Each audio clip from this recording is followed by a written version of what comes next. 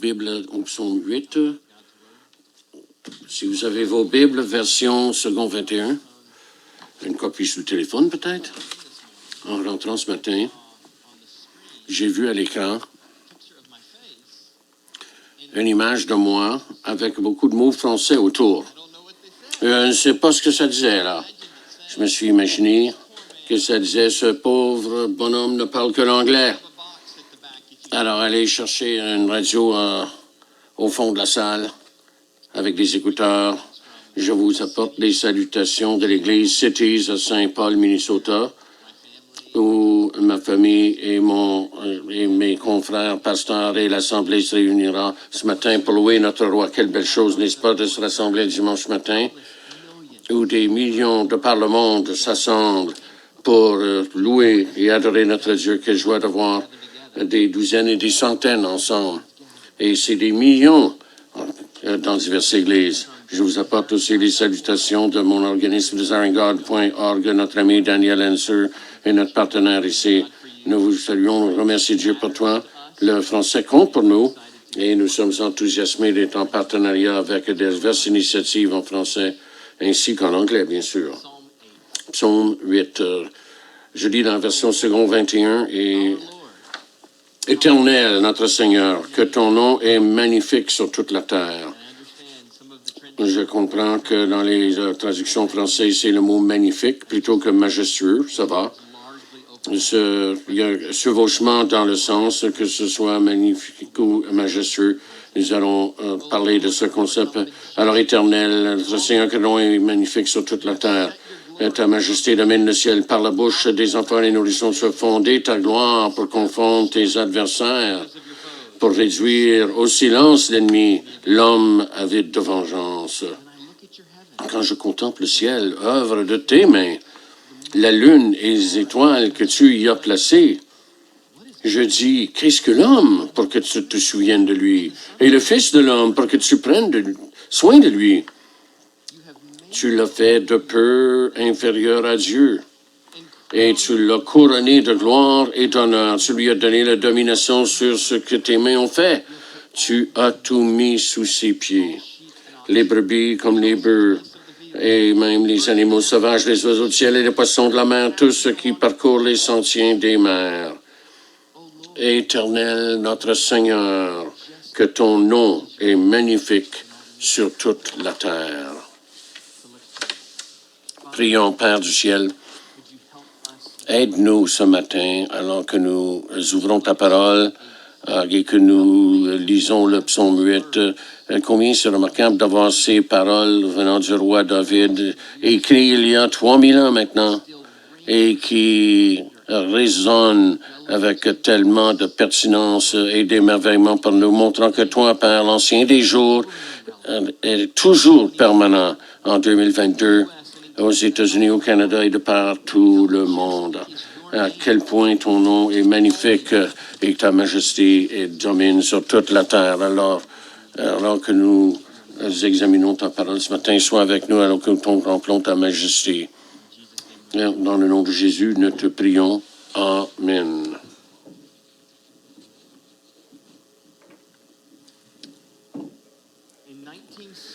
En 1977, un pasteur en Californie, et il s'appelait Jack Hayford, s'est rendu avec son épouse en Angleterre lors du jubilé d'argent.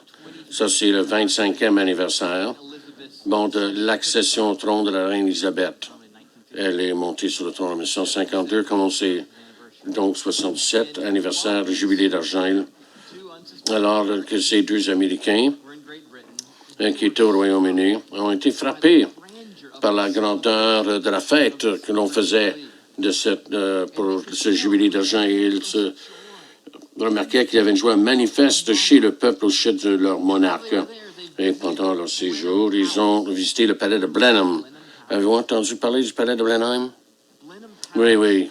C'est le lieu de naissance de Winston Churchill, célèbre pour son ampleur et sa majesté, que certains Nord-Américains ne connaissent qu'en regardant des épisodes de Downton Abbey, un téléroman. en s'éloignant du palais, submergé par la crainte, le pasteur Hayford s'est retrouvé à chercher des mots qui transposeraient le poids de cette expérience terrestre dans la clé du ciel, une clé céleste.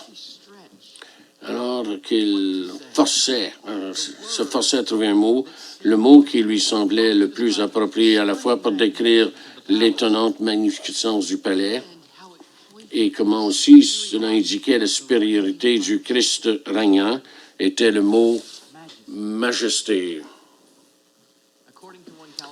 Et selon un journal californien qui a raconté l'histoire en 2015, alors que les Hayford se retiraient de ce palais royal et s'éloignaient en auto, le pasteur Hayford a demandé à se prendre de sortir son carnet et d'écrire quelques pensées qui lui venaient. Et il a commencé alors à dicter les paroles. La clé est la synchronisation d'une chanson maintenant chantée par des chrétiens dans le monde entier. Peut-être que vous le connaissez, oui, on le connaît. L'impulsion d'Hayford à prendre le mot majesté, même si à l'époque il le savait ou non, en fait une impulsion profondément biblique. La majesté, en effet, est un attribut fréquent et soigneusement choisi dans l'Écriture qui nous vient du Dieu vivant. En fait, c'est un trait souvent négligé dans nos études des attributs divins. Peut-être avez-vous fait une étude sur les attributs divins, toute puissance, etc., omni ici, omni cela, omniprésence, omniscience, omnipuissance, immuabilité, et les sages, bons, justes, saints, pleins d'amour, etc. Mais il est aussi majestueux, comme nous le dit le psaume 8. Ce mot jette une lumière importante sur ces autres attributs bien connus. La majesté de Dieu est tout à fait appropriée pour la louange, comme Hayford l'avait deviné. Peut-être avec l'aide du psaume 8, donc il a écrit « Majesté, nous chantons à lui la majesté. À Jésus, soit louange, honneur et gloire. » Je dis les paroles que nous chantons, majesté, suprême autorité, du haut des cieux, son règne vient sur tous les siens. En anglais et en français, hein? On l'a aussi en français, avec les mots légèrement différents. La majesté de notre Dieu est soulignée, est mise en évidence de façon plus importante dans le psaume 8 à cause du premier verset et du deuxième verset. En fait, c'est le deuxième verset dans nos versions parce qu'on compte la suscription, mais nous pouvons profiter de la profondeur de ce verset encore plus puisque c'est au début de fin éternel, notre Seigneur, que ton nom est magnifique sur toute la terre, magnifique ou majestueux. En anglais. Donc, ceux qui, comme le pasteur Hayford, saisissent le mot majesté se trouvent souvent debout, se souvenant d'une merveille naturelle ou artificielle qui est à la fois imposante, mais aussi, en même temps, attirante. Imposant, mais attrayant en même temps. Et dans notre langue, et comme dans les termes bibliques, le mot saisit non seulement la grandeur, mais aussi la bonté. Donc, la grandeur et la beauté. Une puissance incroyable associée à une admiration agréable de cette puissance, justement. Des montagnes peuvent être peut-être la caractéristique naturelle par excellence du mot majestueux. Le psaume 76 au verset 4 déclare que tu es glorieux, Seigneur. Puis il ajoute plus majestueux que les montagnes. Aux côtés de l'illustre plaine de Sharon, dans l'ancien Israël, qui avait sa propre gloire. Isaïe 35, 2 nous dit C'est une prophétie de l'épanouissement futur du peuple de Dieu et ça salue la majesté du mont Carmel, la montagne qui est là. Hier, alors qu'Alex me conduisait de Montréal jusqu'ici,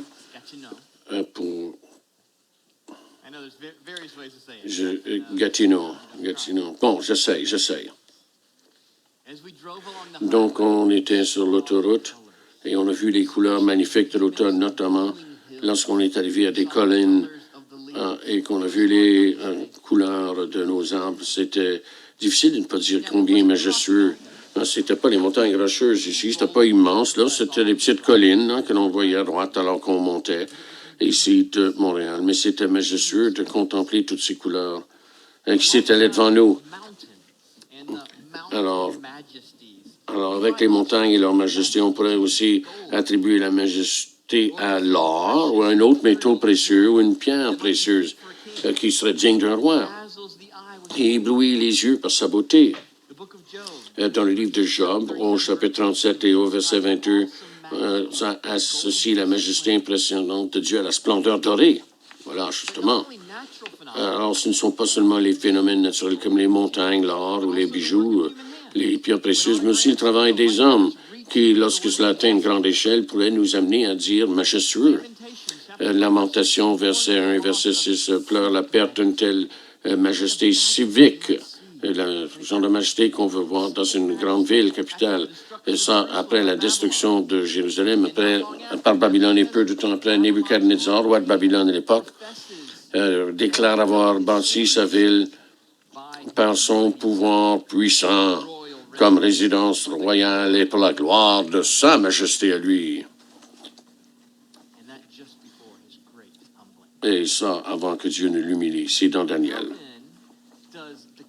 Comment alors l'utilisation courante du mot majesté pour des montagnes, pour des manoirs, pour l'or ou des villes est en rapport avec le fait d'attribuer à Dieu la majesté, comme le fait le psaume 8. De façon si importante d'ailleurs. La majesté rapproche à la fois la grandeur et la bonté, à la fois la force et la beauté.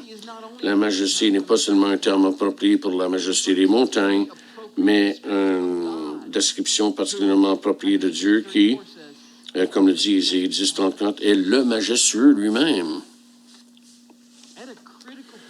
À un moment critique de l'histoire d'Israël, le peuple de la première alliance de Dieu. Alors, ils s'étaient rassemblés sous la direction de David, l'auteur du psaume 8, et alors qu'ils se sont rassemblés là, on est dans 1 Chronique 29, ils ont rassemblé les matériaux pour le temple qui ne sera pas construit pendant la vie de David, mais par son fils Salomon. Alors, mais ils sont en train de dédier leur offrande pour le temple, et le roi David prie ainsi dans 1 Chronique 25, versets 10 à 13. Béni sois-tu d'éternité en éternité, éternel Dieu de notre ancêtre Israël. À toi, éternel, soit la grandeur, la puissance et la splendeur, l'éternité et la gloire. Car tout ce qui est dans le ciel et sur la terre t'appartient. À toi, éternel, sont le règne et l'autorité suprême. C'est de toi que viennent la richesse et l'honneur. C'est toi qui domines sur tout. C'est dans ta main que sont la force et la puissance. C'est ta main qui a le pouvoir de tout agrandir et tout fortifier. Maintenant, notre Dieu, nous te louons et te célébrons ton nom glorieux. Et je veux mettre l'accent sur le verset 11, qui sont au début du verset 11. David dit, à toi, l'Éternel, c'est la grandeur, à toi, l'Éternel, la puissance, et à toi, l'Éternel, est la gloire. C'est splendeur dans la version second 21, mais on va considérer gloire. Et on va considérer ces trois-là, alors qu'on aborde le psaume 8. Ce sont les trois angles qui nous permettent de bien comprendre cet attribut de majesté divine. Alors, le premier, c'est la grandeur de Dieu. Avant tout, la majesté communique la grandeur de Dieu. Le premier verset du psaume 104 est que l'Éternel, mon Dieu, tu es infiniment grand, tu es revêtu de splendeur et de magnificence. De même, après cet exode dramatique d'Exode à la mer Rouge, là, l'un des mots-clés qu'ils utilisent dans leur louange de Dieu dans Exode 15, c'est majesté. Les gens chantent « Dans la grandeur de ta majesté, tu renverses tes adversaires ». Exode 15, 7. Plus tard, à Babylone, alors que Nebuchadnezzar raconte sa grande humiliation et sa restauration, après avoir célébré sa majesté, comme on l'a lu plus tôt, il parle de sa majesté et de sa grandeur qui lui est rendue. Il dit encore plus de grandeur m'a été ajoutée. Il le dit de façon un peu plus humble cette fois-ci. On est toujours dans Daniel chapitre 4. Beaucoup d'entre vous connaissez la célèbre prophétie de Michée sur Bethléem.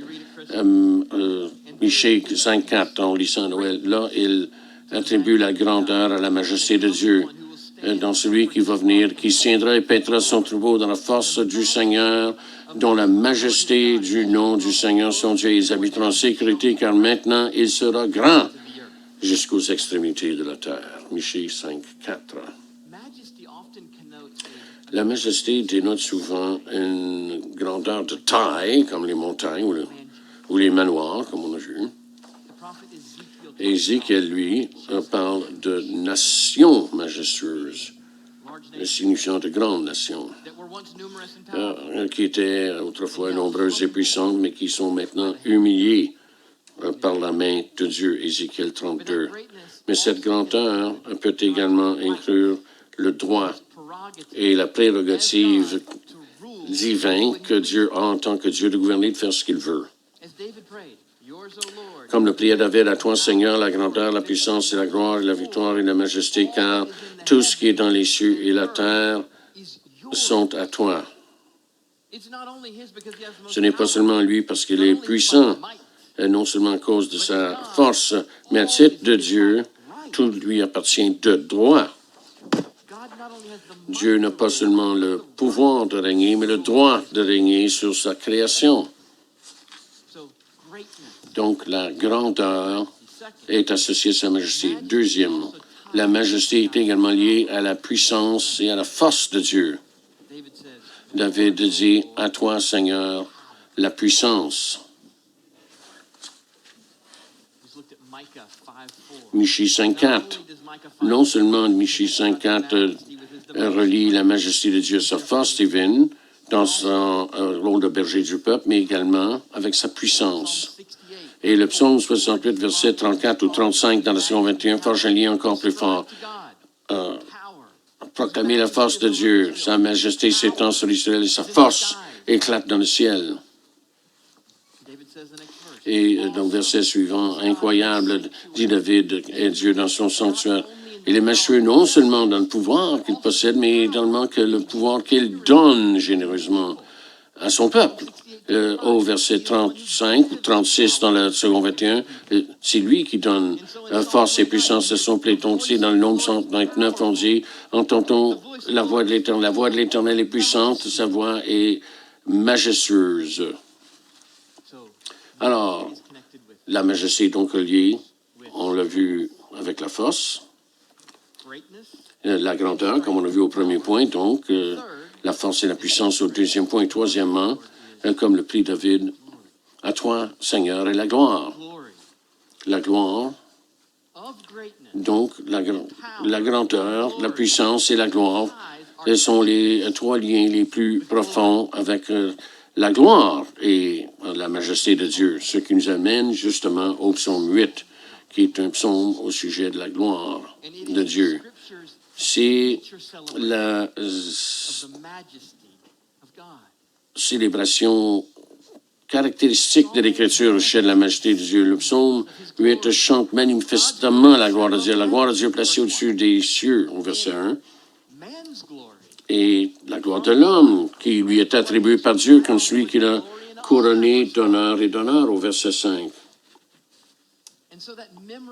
Ou verset 6 dans nos versions. Et aussi la ligne d'ouverture qui est reprise à la fin. Salue la majesté du nom de Dieu. Que ton nom est magnifique sur toute la terre, Éternel, notre Seigneur. Que ton nom est magnifique sur toute la terre. Combien est glorieux ton nom aussi, on peut dire. Alors, ici, dans ce psaume, sous la bannière de la majesté, de l'excellence de Dieu, et on trouve deux niveaux ou deux modalités, peut-on dire, de la majesté divine. On voit ici dans le psaume 8, là, examinons-le. Le premier, ce qu'on pourrait appeler un mode naturel de majesté, c'est la majesté que les yeux naturels peuvent contempler. Les cieux, versets 2 et 4, les lunes et les étoiles, verset 4.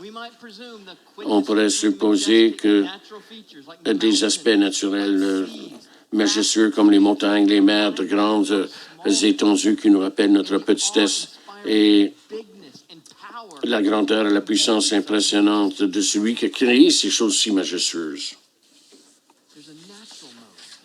Donc, c'est le mode naturel de la majesté que tous les yeux peuvent contempler, mais ensuite, le deuxième est ce qu'on pourrait appeler un mode spécial de la majesté.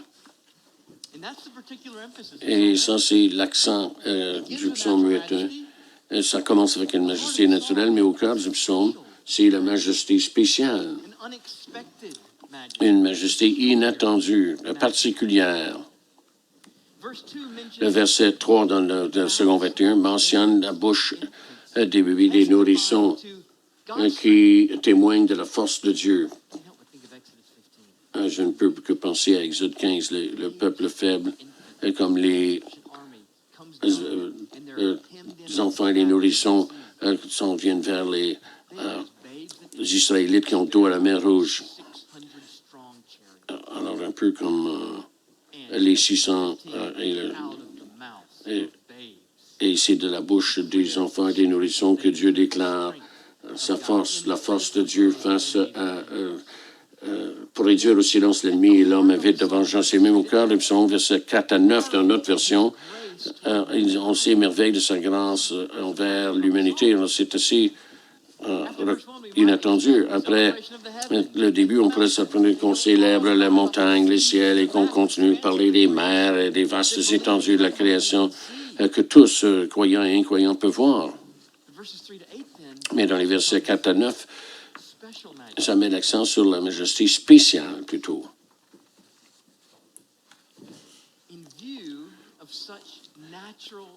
Au vu de cette majesté naturelle comme les cieux et ce que Dieu appelle ton ciel, c'est toi qui les as faits, ils sont à toi, œuvre de tes mains. Alors, considérant cette majesté naturelle, comme les cieux faits par le Seigneur, et les lunes, les étoiles, les montagnes, les océans, le prophète se dit, qu'est-ce que l'homme? Qu'est-ce que l'homme? Verset 5, que tu te souviennes de lui. Et on est tellement petit, insignifiant, semble-t-il, debout au bord du le Grand Canyon, par exemple, ou debout devant une montagne majestueuse. Qu'est-ce que l'homme? Mais pourtant, au verset 6, et ça c'est le pourtant de la grâce.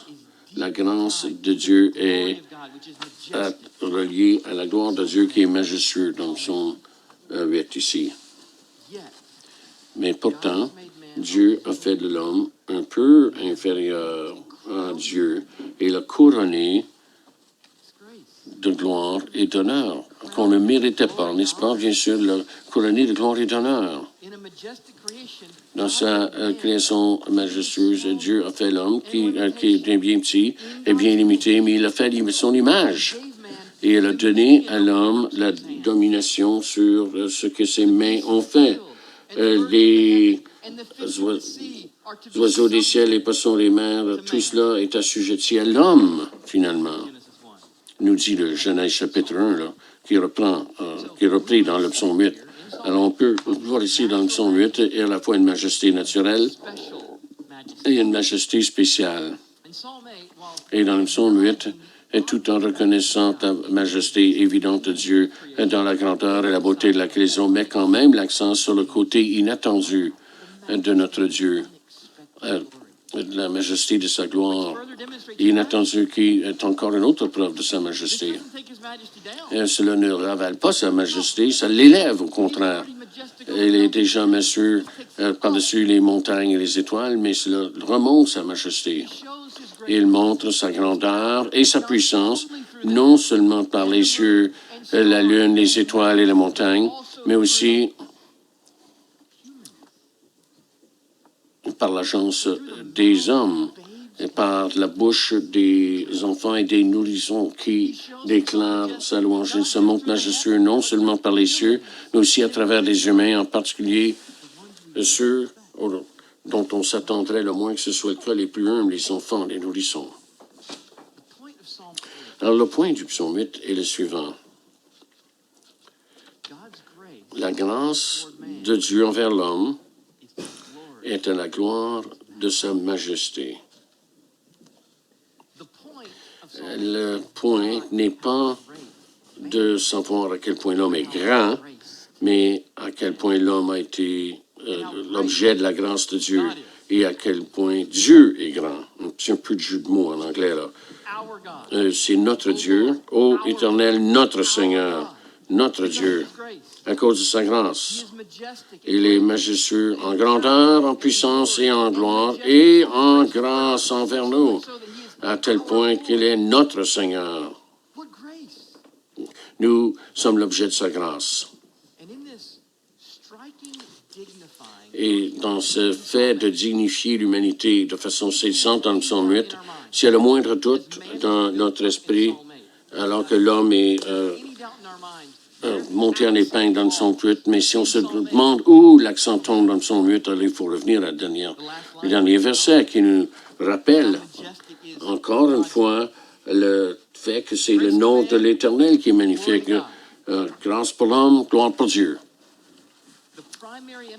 L'accent principal qu'on trouve dans le dernier verset, c'est l'Éternel et sa grâce. Et même si dans le psaume 8, oui, nous voyons la grandeur, la puissance de l'Éternel, l'accent tombe sur sa gloire. C'est pas du tout un hasard que David reprend ce mot majestueux ou magnifique dans le psaume 8, car c'est un psaume de louange. Le mot majesté est un mot de louange, car la majesté divine est si étroitement reliée à la gloire divine. On pourrait peut-être même considérer que le mot majesté comme quelque chose qui fournit au peuple de Dieu un mot supplémentaire pour exprimer sa gloire, pour la louange. On veut exprimer, louer, s'émerveiller devant notre Dieu, sa gloire et sa beauté. Et donc, avec le mot splendeur, qui est en anglais, le même mot en français qui est souvent associé à majesté dans les divers psaumes, le terme majesté lui-même a donc élargi notre vocabulaire pour exprimer la gloire de Dieu. Notre Dieu est si grand, si admirable, si merveilleux, si redoutable aux yeux de son peuple et si redoutable aux yeux de ses ennemis que le mot hébreu kavod et le mot grec doxa, qui sont traduits par gloire dans nos Bibles. Et ces mots-là ne suffisent même pas. Merci, Sergei. Gloire, gloire. Eh bien, cela ne suffit pas pour le louer. Nous avons besoin de plus de mots que gloire, simplement pour louer notre Dieu. Nous avons besoin de plus de mots. Et nous voulons utiliser plus de mots dans le service de la louange. Alors que nous cherchons à parler de Dieu, de sa beauté, sa puissance, sa grandeur, sa gloire, nous cherchons à tâtons les mots qu'il faut, comme sa domination, son autorité, sa splendeur et sa majesté. Et parfois même, on empile les mots, comme le fait le psaume 145, verset 5, la splendeur glorieuse de ta majesté. Quel beau mot de louange. Alors, ce mot majesté est magnifique dans le psaume français, bon mot étroitement lié. C'est un mot émotif ou affectif, si on veut.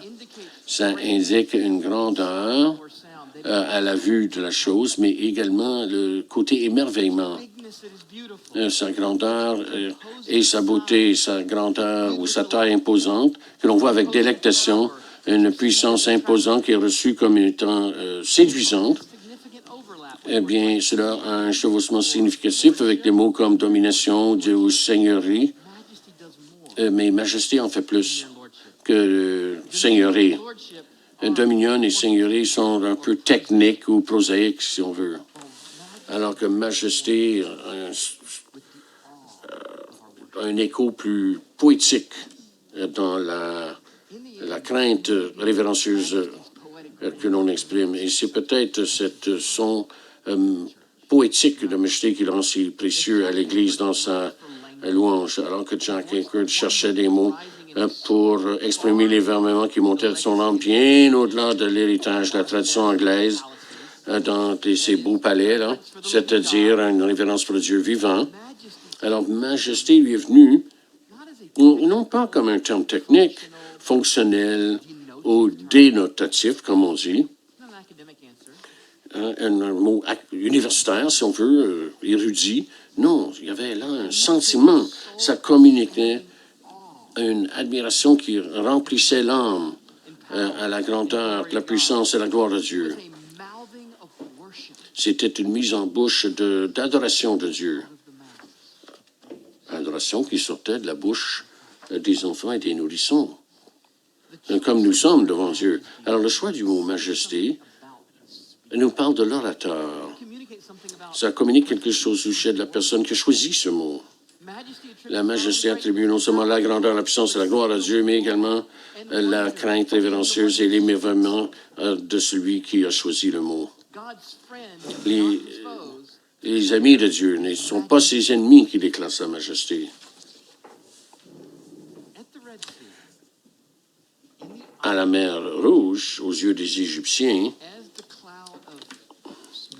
alors que la nuée s'est retournée contre eux comme dans le feu de la colère divine et a apporté l'eau pour détruire les ennemis du peuple de Dieu. Ils n'ont pas dit que Dieu était majestueux. Ils avaient un sentiment de terreur. Sa taille et sa force plus forte n'étaient pas en leur faveur, mais contre eux. Mais aux yeux d'Israël, à ce moment-là, aux yeux du peuple de Dieu, leur Dieu était en effet majestueux. C'est le mot qu'ils ont choisi dans Exode, chapitre 15, dans sa grandeur, dans sa puissance, et digne de louange pour avoir terrifié et anéanti les ennemis de Dieu. Il a sauvé son peuple dans sa majesté.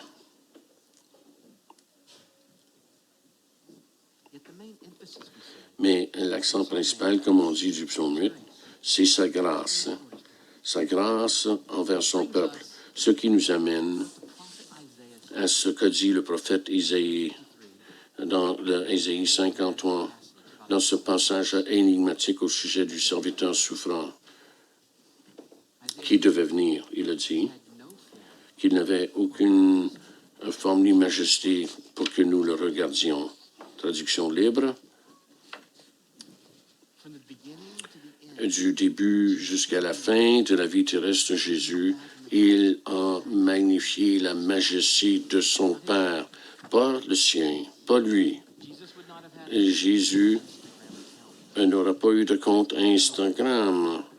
Il n'avait rien pour attirer le regard pour que nous le regardions. Il a glorifié son Père. Et donc, il a parlé et agi, comme le rapporte Luc 9, 49, de sorte que tous étaient étonnés de la majesté de Dieu, se dit, en voyant agir Christ, ses actes. Et pourtant même alors, il y avait une majesté encore plus grande à venir. Il poursuit en disant, alors que chacun s'émerveillait de ce que faisait Jésus, de tout ce que faisait Jésus, Jésus dit à ses disciples, et retenez bien ces paroles. Ne soyez pas distraits par la majesté naturelle. Écoutez ceci, la majesté spéciale. Il a dit, le Fils de l'homme doit être livré entre les mains des hommes. Autrement dit, il ajouterait une majesté spéciale à la majesté naturelle. Aux yeux naturels, il n'avait pas de beauté ni de majesté pour que nous le contemplions, mais il est devenu, maintenant, aux yeux de la foi,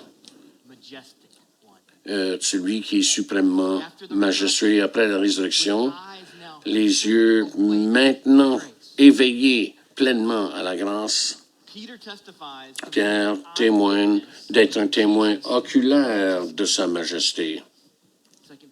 On lit ça dans 2 Pierre chapitre 1. Et maintenant, celui qui s'est humilié jusqu'à la mort, même la mort sur la croix, a été super exalté et il est assis à la droite de la majesté divine dans les lieux célestes.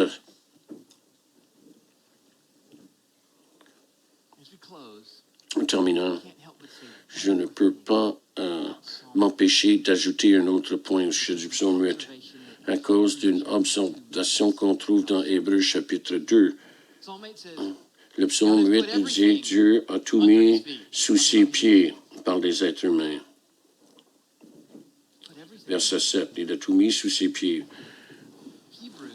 Mais dans Hébreux, le chapitre 2, verset 8 dit « Mais nous ne voyons pas encore que tout est sous ses pieds ». Alors, j'aime bien cette lecture serrée du verset 8. Du fait qu'il a fait l'homme à son image, il lui donne le droit de dominer sur le monde et place tout sous ses pieds. Mais nous ne voyons pas encore que tout lui soit soumis, dit le verset Hébreux 2, 8. Le droit y est, la puissance n'y est pas encore en travail comme espèce pour y arriver, mais Hébreux nous dit, nous le voyons, Jésus, couronné de gloire et d'honneur à cause de la souffrance de sa mort, pour qu'il goûte à la mort pour nous par la grâce de Dieu. Donc, même si la vision du psaume 8 n'est pas encore accomplie pour nous tous, tout ça, à notre étendue, elle est accomplie en Christ qui est couronné de gloire et d'honneur à la droite de la divinité dans les yeux célestes. Elle a été le pionnier de notre voie par la majesté qui un jour sera partagée, qui va nous attirer à cause de la majesté que Christ a réalisée à cet homme sur le trône du ciel de par sa souffrance et sa résurrection. Alors peut-être croyez-vous avoir besoin de nouveaux langages de temps en temps pour attribuer grandeur, puissance et gloire au Dieu que nous adorons en Christ. Il n'est pas seulement grand, il est également bon. Bon dans sa grandeur et grand dans sa bonté. Il n'est pas seulement grand comme fort, imposant, indomptable ou tout-puissant. Il est beau, attirant, renversant, irrésistible, glorieux. C'est lui, le majestueux, qui a délivré Israël à la mer Rouge, la mer des joncs et son Église à la croix. Ainsi pouvons-nous dire avec le psalmiste dans le psaume 145 et verset 5, « Je méditerai sur la splendeur glorieuse de ta majesté et sur tes merveilles. » Et ainsi, nous adorons sa majesté. Prions. Père du ciel, donne-nous tes yeux pour voir plus de majesté. Dans nos vies, peut-être encore plus dans la vie urbaine, nos yeux sont tellement fermés à la majesté naturelle que tu as créée dans ton monde, dans les ciels, dans la mer, dans les montagnes, dans des feuilles d'automne. Ouvre nos yeux à ta majesté naturelle, oui, mais Père, encore plus, ouvre nos yeux, les yeux du cœur, pour contempler la majesté de ta grâce que tu as eue à notre faveur en Christ. Celui qui était sans majesté, mais qui, à cause de sa mort, sa souffrance, sa mort, est devenu le majestueux suprême dans nos cœurs et pour toute l'éternité. Il sera grand à nos yeux, et dans sa justice, dans sa puissance, dans sa gloire. Père, donne-nous tes yeux pour cette majesté de Jésus. Au nom précieux de Jésus, nous te prions. Amen.